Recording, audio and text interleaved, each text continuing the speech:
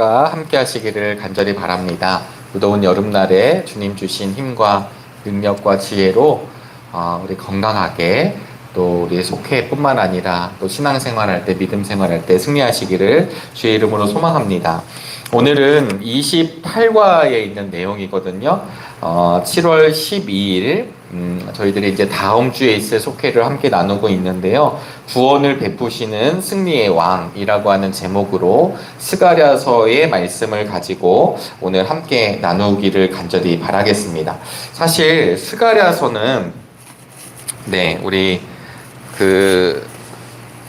스가랴서에 있는 말씀이 사실은 좀 이렇게 환상에 대한 부분들이 있어서 쉽지는 않거든요.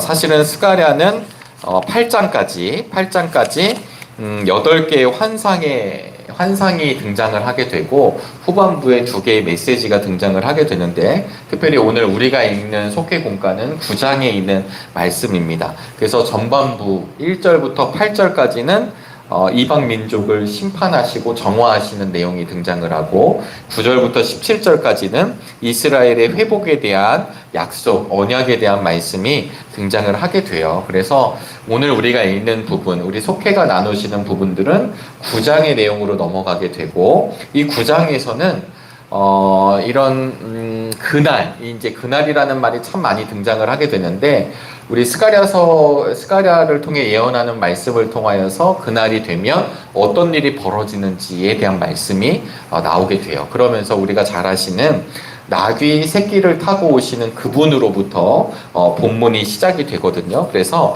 우리 스가랴서 말씀을 통해서 사실은 이렇게 나오는 환상들의 이야기를 이렇게 잘 살펴보는 것, 또 이렇게 정확하게 아는 것이 결코 쉽지는 않지만 그럼에도 불구하고 스가랴서를 통해서 이 땅에 누가 오시는지를 예언하고 있다라는 것을 기억하시고 그것을 전제하면서 속회공과는 집필되고 있습니다. 그래서 오늘은 스가랴서 9장인데요.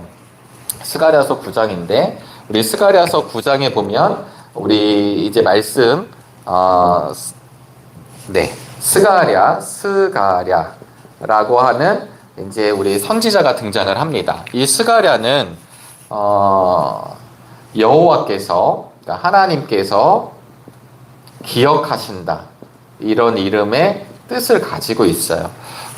우리가 지금 시대적으로 속회공과를 보고 있는데요. 우리 스가랴 말씀을 우리가 이제 보고 있지만 여러분 스가랴 다음에 나오는 마지막 성경 구약의 1권부터 39권까지 있는데 마지막이 말라기이죠. 그러니까 시기적으로도 우리 스가랴서가 거의 이제 막바지에 이르렀어요. 그래서 스가랴서는 사실 어떤 배경에서 쓰여졌냐면 포로 귀환한 백성들을 향해서 썼죠. 그리고 포로 귀환한 백성들에게 어떤 예언을 하게 되냐면 성전 재건 완수 이 사명을 감당하라고 이야기를 했습니다. 여러분 그러다 보니까 스가랴 선지자가 동시대에 활동했던 또 다른 선지자가 있는데 우리가 잘 아시는 학개 선지자이죠.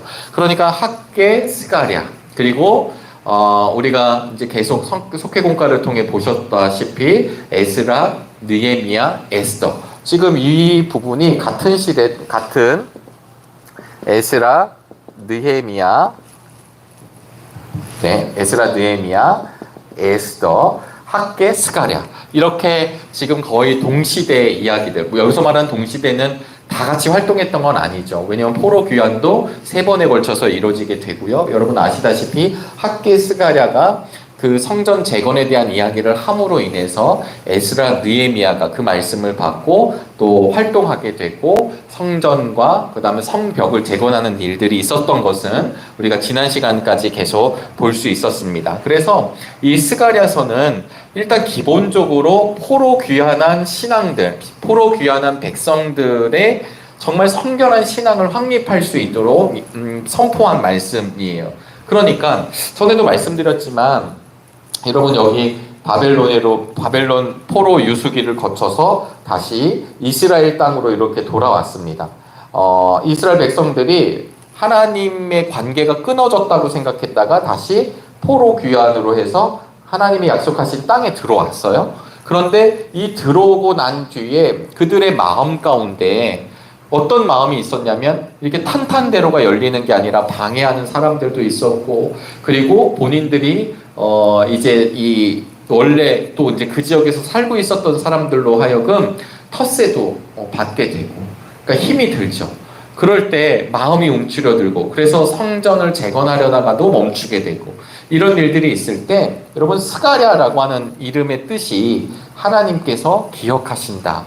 저는 굉장한 이 스가랴 예언자의 이름대로, 그의 이름대로 하나님이 기억하고 계시다라고 하는 말씀을, 너희들을 내가 기억하고 있다라는 이야기를 그의 이름을 통해, 활동을 통해도 말씀해 주고 있다는 사실을 우리가 기억할 수 있기를 바랍니다. 아울러 우리 속기공과를 하면서 우리 속도원들이 함께 나눔을 할 때 때로는 정말 하나님이 살아 계십니까? 살아 계시면 어떻게 우리한테 이런 일이 있을까요? 어렵습니다. 괴롭습니다. 힘이 듭니다.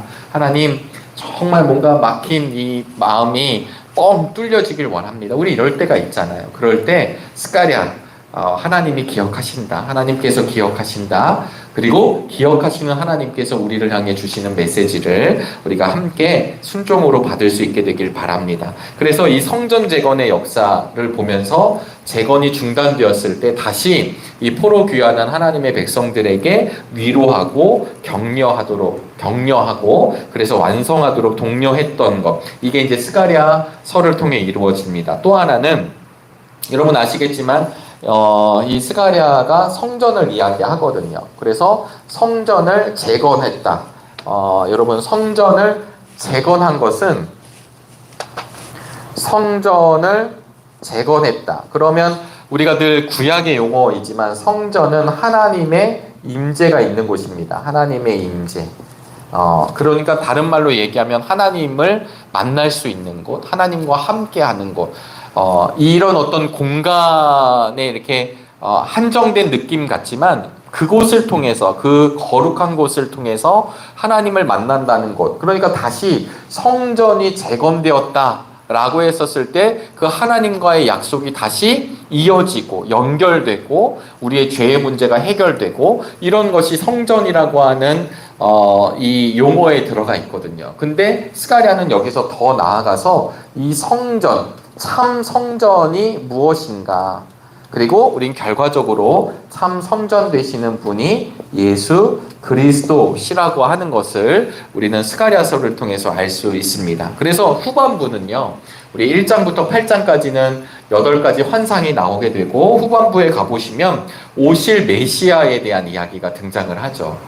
오실 메시아, 그 오실 메시아가 누구십니까? 우리는 이미 알고 있는 예수 그리스도에 관한 예언이 등장을 하게 되고, 결국 이 남은 자들, 그루터기와 같이 하나님의 언약 백성 남아있는 그 사람들은 승리하게 되고, 메시아 왕국의 승리와 영광에 대한 이야기가 후반부로 쭉 전개가 됩니다. 그래서 스가랴는 지금 말씀드린 대로 환상이 나오고, 그리고 그 예언의 말씀이 나오잖아요. 그러다 보니까 이 스가랴서를 이런 별칭이 있는데 구약의 요한계시록이다, 이렇게 이야기를 합니다. 구약의 요한계시록. 여러분, 우리가 수요일마다 담임 목사님을 통해서 요한계시록 강해를 듣고 있습니다. 요한계시록 말씀을 듣고 있는데요. 요한계시록의 말씀을 특별히 천천히, 그리고 세밀하게, 그리고 심도 있게 그 말씀을 나누고 있어요. 우리 지난주에도 요한계시록 말씀을 보셨어요. 이제 수요일날도 보시고 하는데 흰말을 탄 자에 대한 내용이 나왔던 거 혹시 기억하실지 모르겠습니다. 흰말을 탔다. 제가 그래서 우스갯소리로 말씀드리지만 이 흰말을 타는데 잘 보면 북한의 김정은도 흰말을 타고요. 그리고 신천지의 이만희도 흰말을 타고요. 어떤 교주라고 하는 사람들이 꼭 흰말을 타요. 근데 계시록에 있는 말씀을 잘 알지 못하면 그 흰말을 탄 자가 마치 오실 재림하신 예수 그리스도로 우리가 해석할 수 있는데, 우리 담임 목사님과 요한계시록을 하다 보면 그게 아니다라고 하는 것. 그러니까 결국 그 흰말을 탄 자가 안티 크라이스트, 적그리스도의 이제 모형이 되거든요. 그러니까 결과적으로는 모르면 속게 되는 거죠. 흰말을 타는 이유가 무엇이냐면 그 성경에서 나오는 이미지가, 그 성경에서 나오는 이미지를 자기로 치환을 시키면서 교주화하는 거예요. 흰말을 탔어. 이런 것으로 끝나지 않고요. 그런 것처럼 여러분 이 구약의 요한계시록이라고 하는 것, 우리 스가랴서를 가지고 이야기를 하게 되거든요. 특별히 요한계시록에서는 스가랴서의 말씀을 30번 인용을 하기도 합니다. 우리 종교개혁가였던 마르틴 루터는 이 스가랴서를 가지고 예언의 정수다 이렇게 말씀을 드렸습니다. 그거의 가장 핵심이 무엇이냐면 이 성전 자체에 담긴 의미가 무엇인가, 참 성전 되시는 예수님에 대한 이야기로 이 스가랴서가 전개가 된다라고 하는 것을 여러분 기억해 주시고 우리 9장의 말씀을 함께 보시면 좋을 것 같습니다. 9장 오늘 우리들이 갖고 있는 본문은 9절부터 17절까지의 말씀이 되는데요. 일단 말씀드린 대로 스가랴 1장부터 8장까지는 8개의 환상 이야기가 등장합니다. 환상 이야기를 등장시킴으로 인해서 하나님이 계시하시는 게 무엇인가, 하나님이 보여주시려고 하는 게 무엇인가를 보는데요. 특별히 7, 8장에 가보시면, 우리 9장인데 7, 8장에 가보면 이스라엘의 회복과 축복에 대한 하나님의 말씀이 계속해서 등장하게 됩니다. 그러면서 9장부터 14장은 이제 메시지 선포가 진행이 되는데 하나님 예언의 말씀이 등장이 돼요. 우리 성경을 가지고 있으시면 9장 1절 말씀을 함께 보실까요? 9장 1절에 이렇게 시작합니다. 주님께서 경고하신 말씀이다. 그리고 12장 1절을 보시면 주님의 말씀이다. 이것은 이스라엘을 두고 하신 주님의 경고의 말씀이다. 여러분, 주님의 경고의 말씀이다라는 말이 두 번 등장을 해요. 9장 1절 경고의 말씀이다. 그 다음에 12장 1절 경고의 말씀이다. 그래서 이게 어떤 뜻이냐면 9장과 이 12장 안에, 그러니까 여기 A, B 이 구조 안에 이렇게 감싸고 있어요. 그래서 감싸는 구조라고 하거든요. 그러니까 경고와 경고의 말씀 사이에 이게 장은 9장, 10장, 11장 이렇게 가지만 9장, 10장, 11장의 말씀이 경고의 말씀이라고 하는 한 카테고리에 묶인 것. 그래서 이것을 감싸기 구조, 인클로지오라고도 표현을 하거든요. 그래서 이 구조 안에서 이제 메시지가, 여기에 이제 하나의 메시지가 등장을 하게 됩니다. 그러면서 경고를 내리는데 그게 결국은 무엇이냐면 이 경고를 통하여서 결과적으로는 대적은 심판하시고 하나님의 백성들은 이제 구원하신다라고 하는 내용이 이 본문에 등장을 해요. 그래서 여러분 이 8장까지 환상이 끝나고 난 뒤에 9장부터 11장, 12장부터 14장 이제 마지막까지 큰 그룹으로 나뉘어 보게 되면 어떤 얘기들이 이제 차이점이 좀 있게 되냐면 9장부터 11장까지는 전체 이스라엘을 이야기하는 것처럼 보이고요. 12장에 가보시면 유다의 집에 좀 초점이 맞춰져 있습니다. 또 9장부터 11장까지는 그날에라는 말이 한 번 등장하는데 12장부터 14장에 한번 가보셔서 읽으시면 계속 그날이 되면, 그날이 오면, 뭐 그날에 대한 이야기가 계속 많이 사용이 되어집니다. 그리고 우리 12장 그리고 14장인데요. 12장 14장에는 특별히 보라라고 하는 말씀이 등장하는데 우리 12장 2절 말씀이거든요.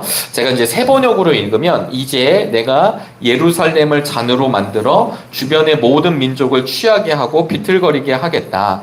예루살렘이 포위를 당하는 날에는 유다의 여러 성읍들도 다 포위를 당할 것이다. 이렇게 시작하지만 개역 예전 성경에서는 보라라고 하는 말로 시작을 하고요. 마찬가지로 14장 1절에 너희가 보는 앞에서 그것을 나누어 가질 것이다. 여기서도 보라라는 말이 숨겨져 있어요. 그래서 이 12장과 14장에서는 마치 그 예언된 말씀을 보게 하시는 이미지로 이 스가랴서가 전개되고 있는 것을 여러분 한번 살펴보시면 좋겠습니다. 그래서 이제 지금부터는 9장의 말씀을 조금 더 세밀하게 보기를 원하는데요. 9장에 보시면 1절부터 8절까지 이방 나라들에 대한 심판이 등장하게 돼요. 그래서 9장 1절을 한번 읽어보실까요? 9장 1절입니다. 주님께서 경고하신 말씀이다. 주님의 말씀이 하드락 땅에 내리고 다마스쿠스에 머문다. 이방 사람들과 이스라엘의 모든 지파들이 주님을 바라본다. 여기서 경고한다라고 하는 말은 굉장히 중대한 일을 말씀하는 거예요. 그냥 야 너 1차 경고야, 2차 경고야, 뭐 우리들끼리 쓰는 그런 경고, 우리 말이지만 사실 이 히브리어로 마샤라고 하는 말은 굉장히 중대한 일입니다. 또 지금 1절에 등장하는 하드락이라고 하는 이 지명은 북쪽, 그러니까 이스라엘 북쪽 지역이거든요. 우리 이제 지도를 보시면 이스라엘의 북쪽, 우리 이스라엘이 이렇게 생기면 여기가 지중해입니다. 지중해이고 이쪽이 이집트가 되고 이제 이 북쪽 지역, 여기 헐몬산이 있고 이쪽 강가로 페니키아가 있고 그 다음에 아람이 이렇게 있습니다. 그러면 제가 말씀드리는 것은 지금 이 나오는 지명이 성경에서 유일하게 이곳에서 나오게 되거든요. 그러니까 이스라엘의 북쪽 지역, 이 북쪽 지역은 항상 어떤 이미지를 갖냐면 내려오는 것입니다. 내려온다라는 건 뭐냐면 이스라엘, 그러니까 북이스라엘 남유다 통틀어서 이 이스라엘 땅을 누르는 거예요. 성경에 보면 이스라엘의 가시가 되었다 이렇게 선포하는데 이 가시는 보통 어느 지역을 이야기하냐면 삼손과도 연결되고 그리고 다윗과도 연결되는 블레셋입니다. 가시라고 지칭하는 지역은 블레셋이거든요. 그럼 이 블레셋은 이런 뜻이에요. 블레셋이 강하다, 뭐 힘들다 이런 뜻이 아니라 옆에서 계속 이스라엘을 괴롭히는 존재, 허리에서 괴롭히는 존재, 북쪽은 찍는 존재, 누르는 존재들이라고 하는 것을 쓰고 있어요. 그래서 4절에 보면 이제 두로와 시돈 이렇게 다 위쪽에 있는데 9장 4절에 보면 주님께서 그들을 쫓아내시며 바다에서 떨치던 그의 힘을 깨뜨리시고 성읍을 불에 태워 멸하실 것이다. 아멘. 여러분 지금 어떤 말을 전하고 있냐면 쫓아내신다 이렇게 얘기를 하는 거예요. 이방 민족들은 지금 이스라엘을 힘들게 하던 이방 민족들을 쫓아내신다. 이 쫓아내신다라고 하는 이미지는 야 여기 있는 페니키아 나가, 너 아람 나가, 다 없애버려 뭐 이런 뜻이 아니죠. 여기서 쫓아내신다라고 하는 뜻은 히브리어로 어떤 뜻이 있냐면 그들의 소유권, 그들이 갖고 있는 소유권을 빼앗다. 소유권을 빼앗다입니다. 빼앗으니까 어떤 문제가 생기냐면 아까 말씀드렸던 이 북쪽에 있는 나라들은 무역을 통해 굉장히 잘 사는 민족들이었거든요. 여러분 뭐 지금도 잘 사는 사람들은 얼마나 잘 사나요? 네. 우리는 이렇게 아둥바둥 사는 것 같지만 또 잘 사는 사람들 보면 얼마나 잘 사는지 모릅니다. 그냥 물 쓰듯이 돈을 쓰는 사람들도 지금도 있죠. 아무리 나라가 어렵고 경제가 어렵고 나라가 망했고 뭐 이래도요, 부자는 늘 부자이잖아요.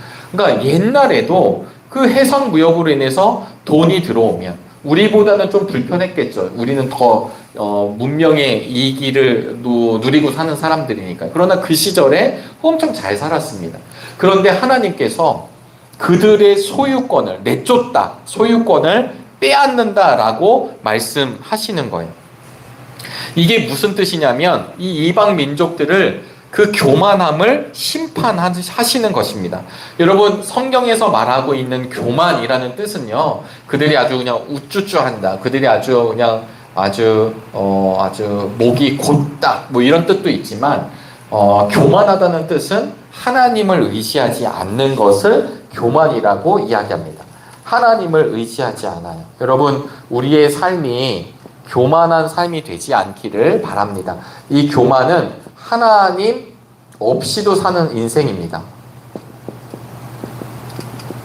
하나님 없이도 사는 인생. 그래서 그냥 하나님 없이 사는 거예요. 하나님 없어도 나 잘 살 수 있고, 하나님 없어도 건강하고, 하나님 없어도 아무런 문제가 일어나지 않는, 그렇게 살아갔던 이방 민족을 내쫓으시는 거죠. 소유권을 야마시 뺏는 겁니다. 그렇게 뺏고 난 뒤에는 어떤 일이 벌어지냐면 이스라엘에게 약속된 메시아, 구원자가 도래하게 된다는 내용으로 9장이 전개가 되는데 우리 9장 9절 말씀을 함께 보도록 하겠습니다. 9장 9절입니다.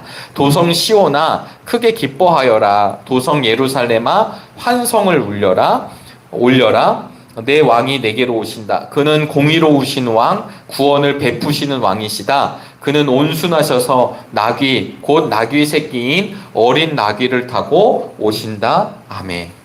여러분, 그리고 나서 이어지는 10절에서는 이방 민족들에게 평화를 선포한다 이렇게 쓰고 있습니다. 그러니까 지금 이 교만한 이방 민족들을 하나님께서는 심판하시고 난 뒤에 바로 누가 오시냐면 오실 메시아가 오시는데, 이 메시아가 우리는 누구신지 아시죠? 여러분, 누구십니까? 이 오실 메시아는 예수 그리스도이시잖아요. 근데 이분이 나귀 새끼를 타고 오십니다. 여러분, 이게 마태복음에 보면 이 예언의 말씀이 성취가 되죠. 그 말씀대로 이루어집니다. 왜냐하면 우리의 주님이신 예수 그리스도가 화려하게 백마를 타고, 그리고 가장 화려한 자동차를 타고 등장해서 가장 큰 권력자로 오시는 게 아니라 가장 낮은 자로 오시는 거예요. 왜냐하면 여호와 샬롬, 하나님의 샬롬이 바로 그 하나님의 방법으로 이루어지기 때문이죠. 그리고 오시는 이 가장 나귀 새끼로 타고 오셨던 예수님께서 무엇을 그 오실 메시아, 스가랴서의 입장으로 보면 스가랴는 예수님이라고 칭하지 않고 그 오실 메시아가 평화를 선포하는 것입니다. 여러분, 이 평화가 무엇인가요?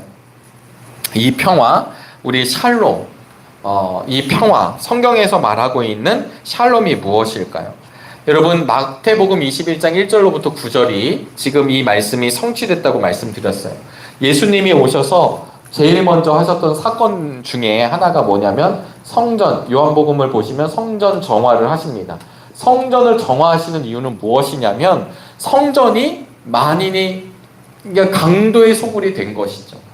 기도의 집이 된 게 아니라 하나님과의 나눔의 자리, 하나님과의 관계가 회복되는 자리가 아니라 각자의 이익을 찾는 자리가 되어서 이 성전을 정화하십니다. 그렇게 사역을 시작하시고 끝내 예수님께서는 어디로 가시냐면 십자가의 길로 걸어가시게 돼요. 그가 죽음으로, 이제 이사야서의 말씀과도 연결이 되지만 그가 채찍을 맞음으로, 그가 고통을 당함으로, 그가 쫓김을 당함으로, 그가 버림받아서 그가 죽게 되어서 결국은 하나님 나라의 뜻이 이루어지는 것, 우리는 그 믿음, 그 복음을 가지고 살아가고 있습니다. 그래서 이제 이런 예수님이 오신다라고 하는 이야기를 하면서 11절 말씀이 전개가 돼요. 우리 11절 말씀을 제가 한번 읽어보도록 하겠습니다. 너에게는 특별히 너와 나 사이에 피로 맺은 언약이 있으니 사로잡힌 내 백성을 내가 물 없는 구덩이에서 건져낼 것이다. 아멘. 여러분, 너와 나입니다. 하나님이 너라고 지금 지칭을 하고 있어요. 그러니까 지금 하나님이 택한 이스라엘 백성들인 너, 남은 그루터기들, 너, 이렇게도 표현하지만 사실 지금 우리가 이걸 우리의 믿음으로 보면 예수 그리스도를 통해서 이루어질 새 언약의 백성인 너를 내가 그 물 없는 구덩이에서 건져낼 것이다. 이게 이제 구원의 역사입니다. 사실은 출애굽기 24장 4절로부터 8절, 그리고 창세기 15장 12절로부터 21절 말씀을 보시면요, 이 출애굽기의 말씀은 시내산 언약이에요. 출애굽기 15장, 출애굽기 15장에서는 시내산 언약이 나오고요. 그리고 창세기 15장, 네, 창세기 15장, 그리고 출애굽기, 죄송합니다. 네, 제가 보니까 창세기가 15장이고 출애굽기가 24장입니다. 네, 제가 잠깐 참고했는데요. 창세기 15장이 아브라함 언약이고요. 출애굽기 24장이 시내산 언약이에요. 하나님이 약속을 체결하는 이 장면들을 보실 때마다, 특별히 출애굽기 24장 시내산 언약일 때는 짐승의 피, 그러니까 생명을 걸고 언약이 이루어지고요. 창세기 15장에 보면 아브라함과 약속을 맺으실 때 타는 횃불이 쪼갠 고기 사이로 지나가는 것을 명시해 주세요. 여러분, 이게 이제 고대 나라에서는, 그 시절에서는, 고대 근동지방의 그 역사 속에서는 이게 언약을 맺을 때 서로 말로 끝나는 것이 아니라 이 재물, 피, 이 죽음을 지나가고 죽음을 맹세합니다. 그러니까 이 얘기는 뭐냐면 언약을 어겼을 때 죽음으로 대신 갚아야 된다라는 것을 이야기하는 거거든요. 근데 특별히 아브라함의 언약 15장 12절로부터 21절에 보시면 아브라함은 지나가지 않고 하나님이 지나가십니다. 이것을 편모 언약 혹은 은혜 언약이라고 해요. 그러니까 하나님의 일방적 사인이라는 거죠. 그래서 이 하나님의 일방적인 사인을 통해서 야, 내가 그만한 가치를 두고 너와 언약을 맺어서 결국은 400년 동안 유랑했던, 그리고 400년 동안 이집트의 노예였던 그 이스라엘의 백성들을 가나안 땅으로 돌아오게 하십니다. 여러분, 이것이 지금 11절에 맞는 피로 맺은 언약이라고 하는 뜻이에요. 여러분, 이 주님의 보혈, 주님의 피값으로 우리가 구원받은 백성이 되었다라고 하는 건 그냥 피 흘리심으로 끝나는 게 아니라 그것이 하나님의 징표 사인이 되는 것이죠. 그래서 우리 12절에 그래서 내가 물 없는 구덩이에서 건져낼 거고요. 12절에 보니까 사로잡혔어도 희망을 잃지 않는 사람들아, 이렇게 표현합니다. 사로잡혀 있지만 희망을 잃지 않았다. 예전 성경에서는 소망이라고 썼고요. 그리고 이 히브리어로는 이 희망, 오늘 본문에 나오는 희망, 예전 성경 소망, 희망을 티크바라고 하거든요. 티크바. 근데 이 희망은 우리가 보통 우리 소망을 잃지 맙시다, 희망을 잃지 맙시다 얘기할 때는 좀 막연하잖아요. 그래, 희망을 잃지 말아야지. 근데 여기서 말하고 있는 이 티크바라고 하는 의미는 뭐냐면 구체적인 약속을 바라보며 열심과 인내를 품는 것, 이것이 희망입니다. 이것이 소망이에요. 구체적인 약속을 바라보며, 이 구체적인 약속이 뭐냐면 하나님이 우리에게 말씀하신 구체적인 약속, 그 언약을 바라보며 인내하며 기다리며 나아가는 게 소망의 삶이라고 하는 것이죠.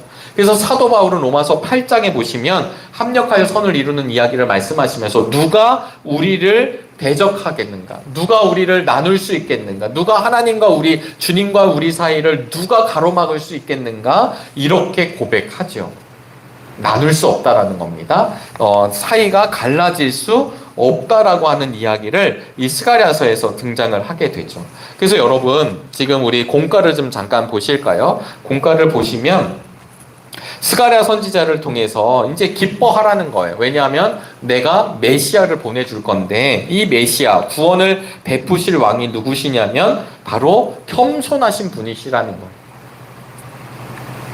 거예요. 횡포를 일삼는 분이 아니라, 아주 그냥 강한 힘으로 누르는 왕이 아니라 겸손한 왕이 우리에게 오신다라고 하는 거죠. 아까 조금 이야기를 하다 말았지만, 여러분, 두로와 그 다음에 시돈, 그 다음에 이런 나라들이 부자가 되었는데 그들은 하나님이 없는 지혜, 그리고 그들은 교만했습니다. 하나님이 없이도 살 수 있었다라고 생각했기 때문이죠. 그런데 결국은 그들은 그 가지고 있었던 모든 것을 잃어버리게 돼요. 빼앗기게 됩니다. 왜냐하면 하나님이 없으셨기 때문이죠. 그래서 교만이라고 하는 것은 조금 더 이어 이야기하면 단순히 자랑하고 내가 막 드러내고 이런 것을 말하는 성품이 아니라, 교만이라고 하는 것은 하나님 없이도 살아갈 수 있다는 그 교만, 이것을 여러분 가장 경계할 수 있게 되기를 바랍니다. 그래서 교만한 자는 언제나 어디로 가게 되느냐?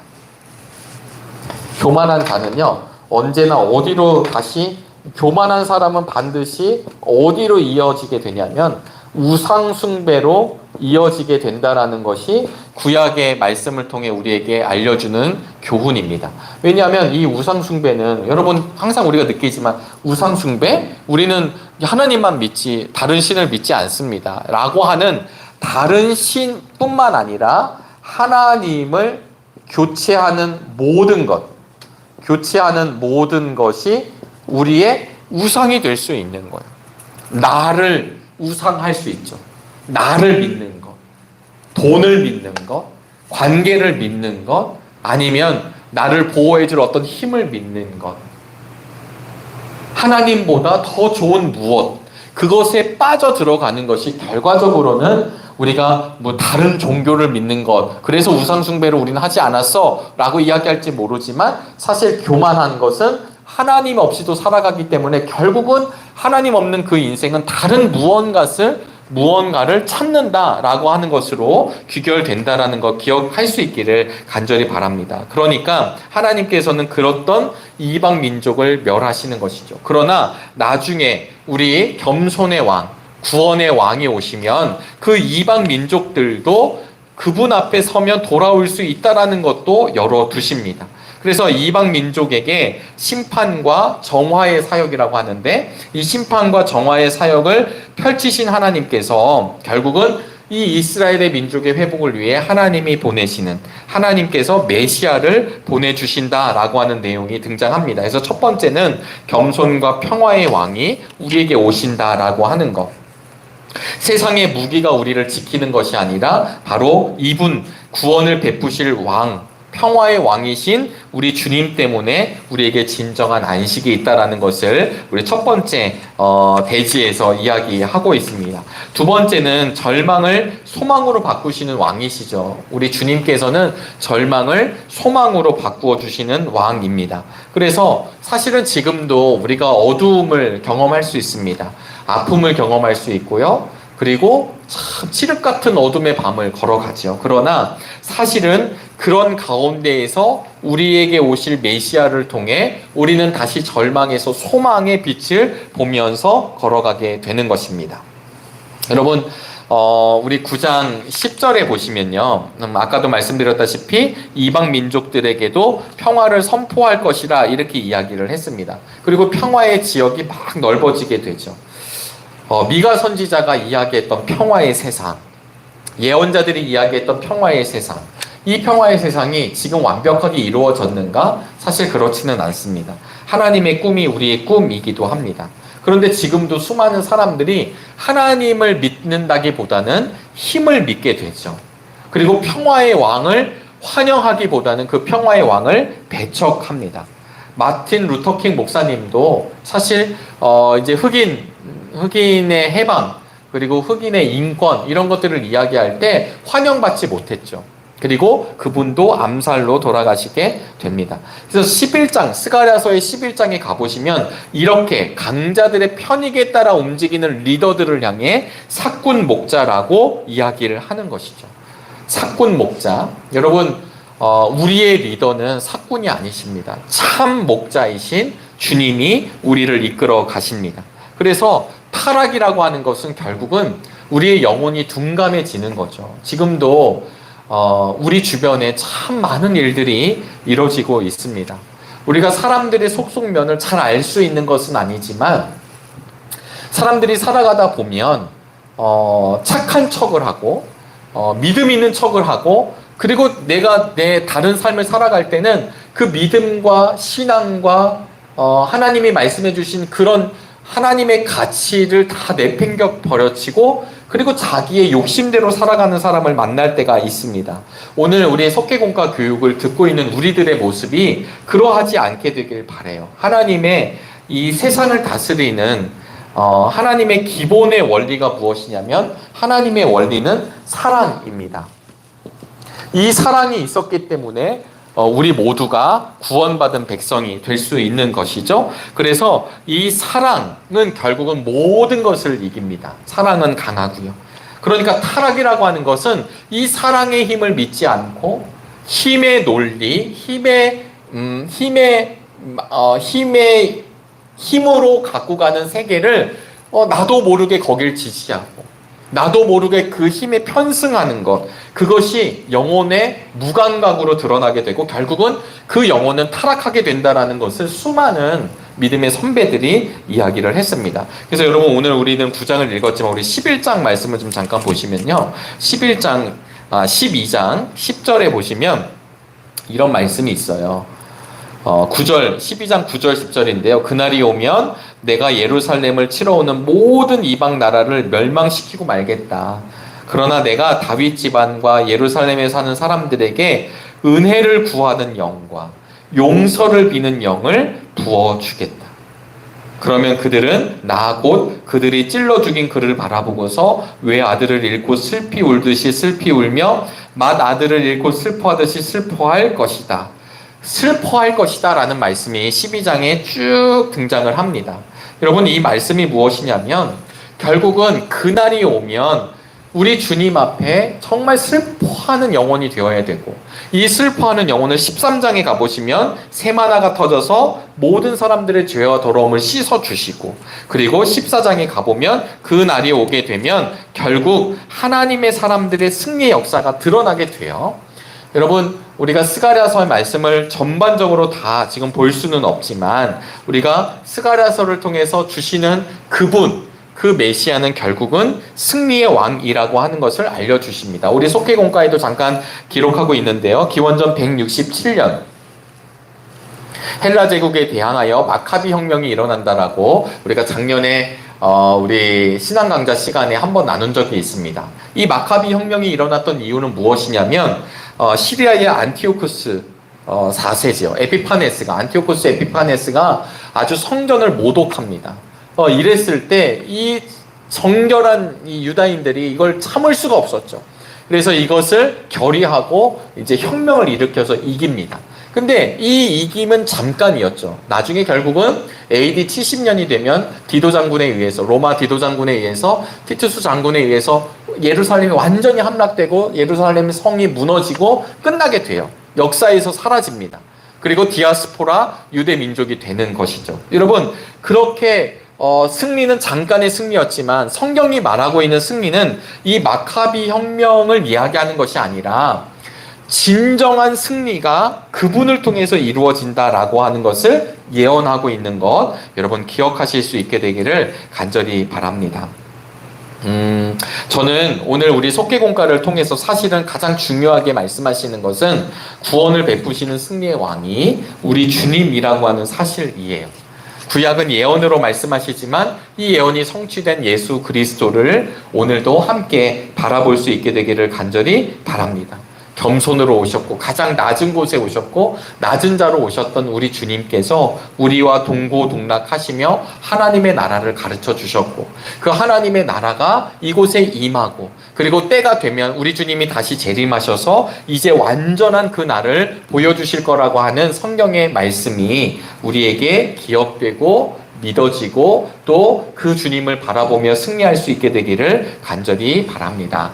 여러분, 스가랴서 말씀 기회가 되시면 한번 살펴보시면 너무 좋을 것 같고요. 그리고 오늘 묵상 질문에 보시면 예수님을 통해 온전한 평안을 여러분 언제 느끼시는지, 절망이 소망으로 바뀐 일이 무엇이었는지, 영원한 승리의 왕이신 우리 주님께 진짜로 의지하고 있고 그분을 왕으로 삼고 있는지, 여러분 속회 시간에 함께 나누는 자리가 되기를 간절히 바랍니다.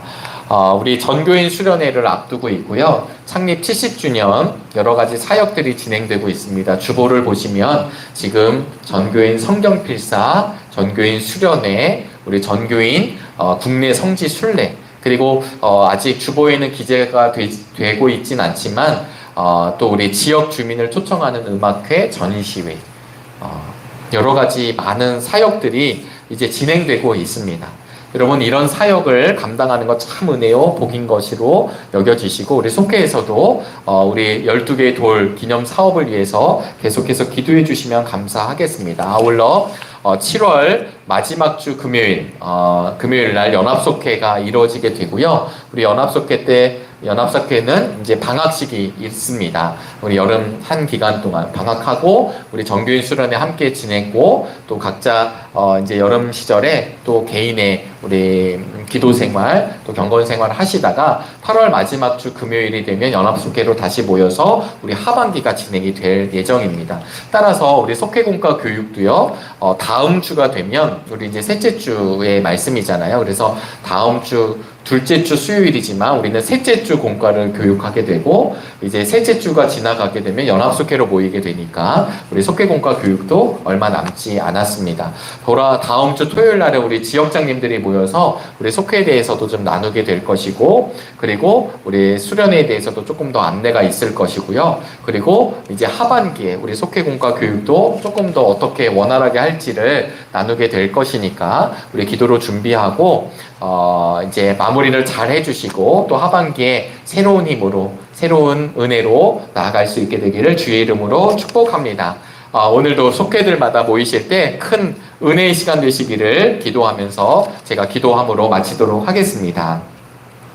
하나님, 우리를 통해 하나님의 나라가 보여지게 되기를 간절히 원합니다. 스가랴 예언자를 통하여서 보여주신 하나님의 메시지가 오늘 우리에게 힘이 되는 메시지가 되게 하여 주시고, 또 오시는 메시아가 누구신지를 이미 알고 있기에 우리 주님 바라보며 승리의 길 걸어가는 우리 모든 속토의 식구들 되도록 인도하여 주시옵소서. 우리 지역장님들, 또 우리 속장님들 뿐만 아니라 우리 속회원들, 속도원들 지치지 않게 하여 주시고, 이 여름날 기쁨으로 감사함으로 나아가게 하여 주시옵소서. 이 모든 말씀 예수 그리스도의 이름으로 간절히 기도하옵나이다. 아멘.